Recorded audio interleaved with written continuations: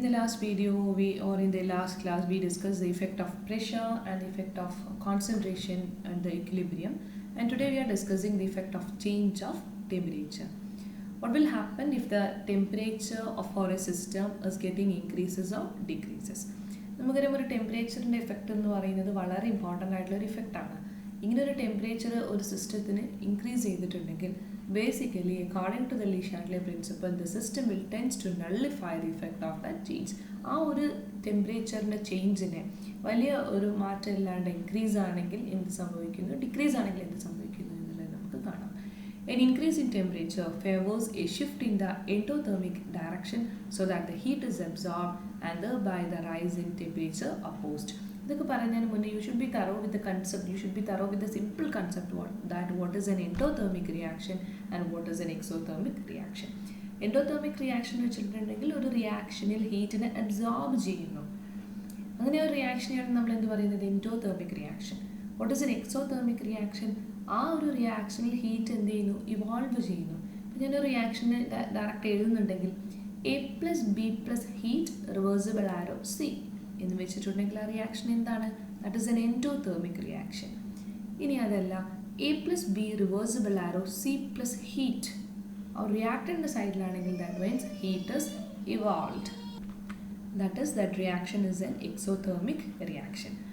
ഇനി with an increase in the temperature, ഒരു temperature increase ചെയ്തിട്ടുണ്ടെങ്കിൽ നോർമലി ആ ഒരു സിസ്റ്റം മെയിൻറ്റെയിൻ ചെയ്യാൻ ആ ഒരു റിയാക്ഷൻ എന്ത് ചെയ്യണം, ആ ഒരു ഹീറ്റിനെ കുറയ്ക്കണം. That means that reaction should be proceed to the direction in the endothermic direction. Then only the heat is absorbed and that rise in the temperature is opposed. In the next condition, what will happen if the temperature decreases? Normally, if the temperature is too much, it decreases in a system, that equilibrium shift into a direction where the exothermic reaction is taking place, or with any decrease in the temperature, the reaction will shift to the direction that is the exothermic direction. Then only the heat is evolved and thereby the fall in temperature is opposed. ഇപ്പോൾ ഇങ്ങനെ ഒരു temperature ഡിപ്പെൻഡൻസിനെ നമ്മൾ പറയുന്നത്, അല്ലെങ്കിൽ effect of ടെമ്പറേച്ചറിനെ നമ്മൾ പറയുന്നത് എന്താണ്, in the case of N endothermic reaction or the exothermic reaction. നമ്മൾ ഓൾറെഡി എക്സ്പ്ലെയിൻ ചെയ്തിട്ടുണ്ടായിരുന്ന കോൺസെൻട്രേഷനെ നമ്മൾ ഇതുപോലെ ബേസ് ചെയ്തിട്ടല്ല പറഞ്ഞിട്ടുണ്ടായിരുന്നത്. പക്ഷേ പ്രഷർ പറഞ്ഞപ്പോൾ നമ്മൾ പറഞ്ഞു അല്ലേ, പ്രഷറിന് നമ്മൾ എന്താ പറഞ്ഞത്, നമ്പർ ഓഫ് വോൾട്സ് കൂടുകയും കുറയുകയും ചെയ്യുന്ന ഭാഗത്തോട്ടേക്ക് എന്ത് ചെയ്യുന്നു, അത് ഷിഫ്റ്റ് ചെയ്യുന്നു. ഇവിടെ ടെമ്പറേച്ചറിൻ്റെ കേസസിൽ എന്താണ്, ടെമ്പറേച്ചർ ഇൻക്രീസ് ആണോ ഡിക്രീസ് ആണോ എങ്കിൽ ആ ഒരു റിയാക്ഷൻ ചേഞ്ച് ചെയ്യുന്നത് ഇങ്ങോട്ടേക്കായിരിക്കും, either it is in endothermic direction or it is in the exothermic direction. ആ ഒരു എൻഡോതെർമിക്കും എക്സോതെർമിക്കും നോക്കിയിട്ടാണ് നമ്മൾ എന്ത് പറയുന്നത്, whether it is forward reaction is proceeding out or it is an reverse backward reaction is taking place. If the temperature is increases, then the reaction will shift into the endothermic direction. If a temperature is decreases, then the reaction will shift into the direction where the exothermic is proceeding. Consider an equation N2O2 reversible arrow 2NO2. Consider that the forward reaction is an endothermic reaction and the backward reaction is an exothermic reaction. What will happen if the temperature is getting increases? We know that when the temperature is increases, the temperature want to nullify, therefore the endo reaction favors. That is the cooling takes place. Therefore we can say that here the endothermic reaction is in the forward direction. Therefore we can say that therefore the forward reaction favors. Endothermic എല്ലാ സമയത്തും forward reaction ആവണമെന്നില്ല. Endothermic ഉള്ളത് ഏത് പാർട്ടിലോട്ടാണ്, that is forward or backward എന്ന് നോക്കണം. അപ്പോഴേ നമുക്ക് എന്ത് പറയാൻ പറ്റുള്ളൂ, if a temperature is rises, the system will shift toward the forward direction.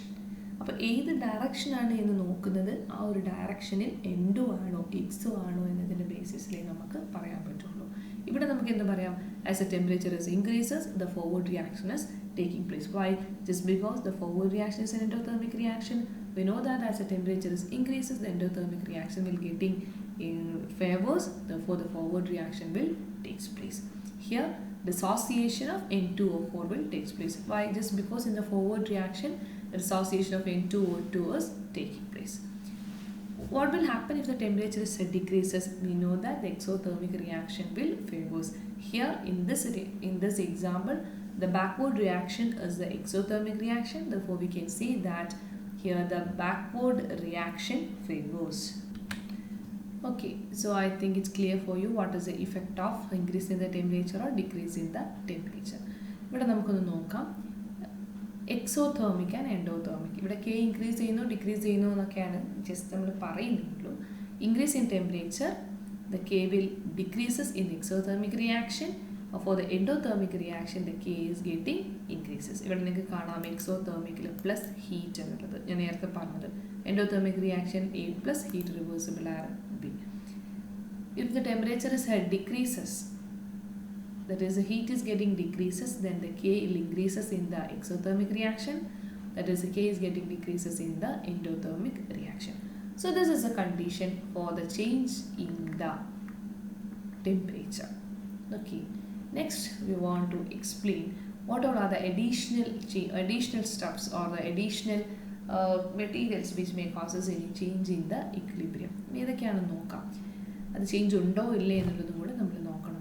Normally നമുക്ക് ചേഞ്ച് ഉണ്ടാകുന്ന സ്ട്രെസ്സസ് ഏതൊക്കെയാണ്? That is the temperature, pressure and other is the concentration. Adding a catalyst has no effect. ഇവിടെ നമ്മൾ additional ആയിട്ട് പറഞ്ഞ കാറ്റലിസ്റ്റിൻ്റെ change അല്ലേ, catalyst add ചെയ്തു എന്ന് വിചാരിച്ച് ആ സിസ്റ്റത്തിൻ്റെ ഇക്വിലിബ്രിയത്തെ എന്ത് ചെയ്യുന്നില്ല, എഫക്റ്റ് ചെയ്യുന്നില്ല. So catalyst has no effect on the equilibrium system. First one. Then ഏതെങ്കിലും ഒരു ഇനേർട്ട് ഗ്യാസസ്, ഗ്യാസ് ഏത് ടൈപ്പിലുള്ള ഗ്യാസ് ആയിരിക്കണം? ആ ഒരു നമ്മൾ ഓൾറെഡി യൂസ് ചെയ്യുന്ന റിയാക്റ്റൻറ്റിൻ്റെ ഗ്യാസുമായിട്ട് റിയാക്ട് ചെയ്യാത്ത ഗ്യാസസ് ആയിരിക്കണം. നമുക്ക് adding an inert gas, normally inert gases എന്ന് പറയുന്നത് അങ്ങനെ എന്ത് ചെയ്യില്ല, റിയാക്ട് ചെയ്യില്ല. Adding an inert gases or a gas not in equilibrium system has no effect on the equilibrium.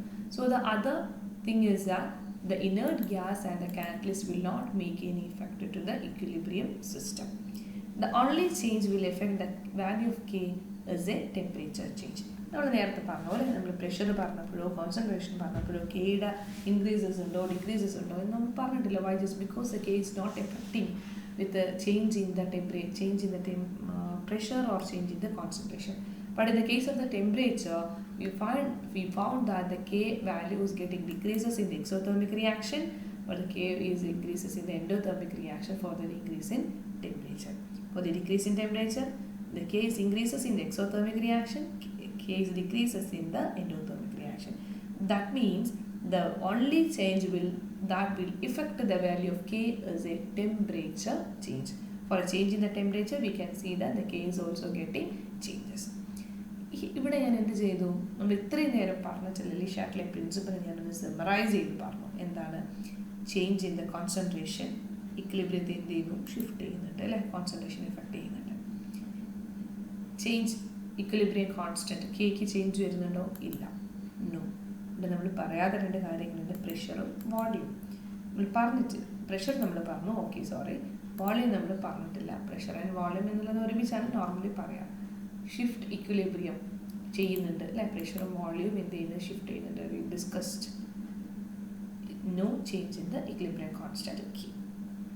Another one, temperature. നമുക്ക് ഇമ്പോർട്ടൻ്റ് ആയിട്ടുള്ളതാണ് ടെമ്പറേച്ചർ.